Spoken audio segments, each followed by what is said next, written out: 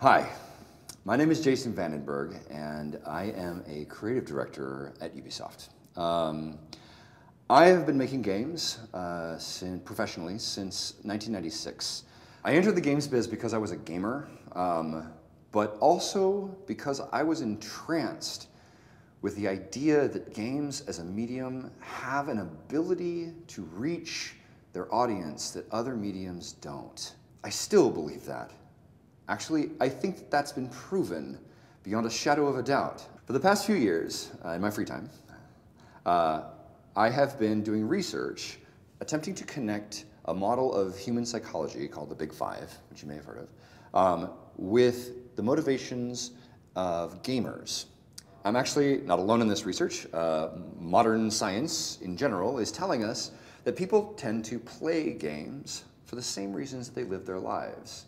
Our choices, our preferences, what satisfies us in life seem to also be what satisfies us in games.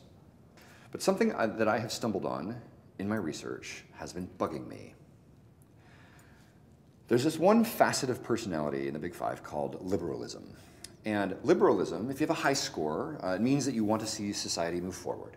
If you have a low score in liberalism, it means you want to see society stay where it is, or return to the values of the past. I have yet to find a single person in my research who chooses the games that they play based on their liberalism score. Gamers seem to set aside their expectations and their opinions about the real world when they play. We seem to have this collective agreement that games aren't for that. Why? One possibility is that games simply are not capable of expressing ideas about the real world, about society. I mean, certainly that is an idea that a lot of people believe today. But when I look into the eyes of young people today, I see a different possibility. I remember a time where if I were to express to my colleagues, and my producers, or people I was working with, the idea that a game could reliably and predictably produce emotions in the player like despair, love, outright joy, they would look at me like I was crazy. But now we have Journey. We have Dear Esther. We have The Walking Dead. These games, I think, have crossed over an invisible threshold of some kind. And they're showing us the way forward. On the surface, they would seem to be no different. But they have a kind of a casual finesse that strikes me as completely new. These are games that are relying on the audience understanding how mechanics can generate meaning. And what's strange about that is that no one seems to have noticed. So what changed? The audience changed. You are what happened. You, those of you in your 20s, have grown up never knowing a world without video games in it. For you, the language of play comes as naturally to you as the language of motion pictures, as the language of books, as everything else. Let's come back to our discussion about liberalism and social value. Okay.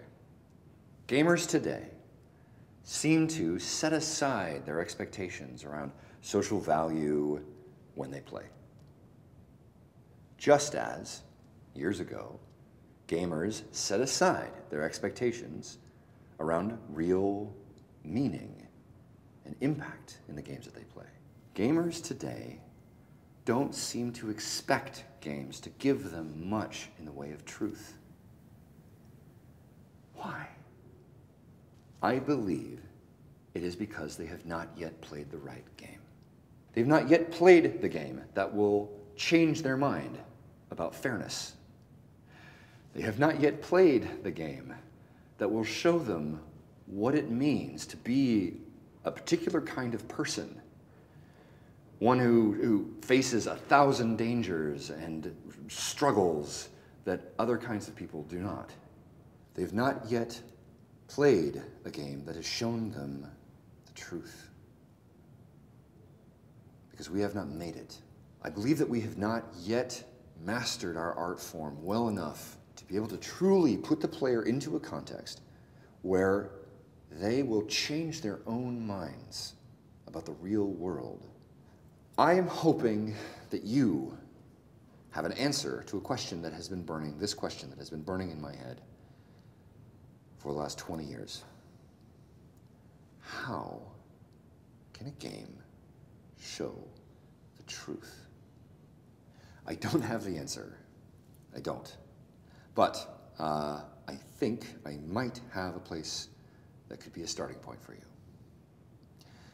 Because I know at least one thing about the game that you will make. It will have a player. And if you try to lie to your players, they will know. If you are not thorough, your players will see what parts of the world that you have left out. If you lie, they will see how the real world does not match the world that you are presenting. And if you do this, if you are dishonest, you will lose them. And it'll just be a game. I see only one way out of this problem. There may be others, but I only see one. You must build them the truth. Build the truth. Not your opinion. Not your personal worldview. Not the facts as you wish your player to accept them. Build them the truth. And trust that if you do that, and if your player experiences the truth, that they will take it with them without you having to lift a finger.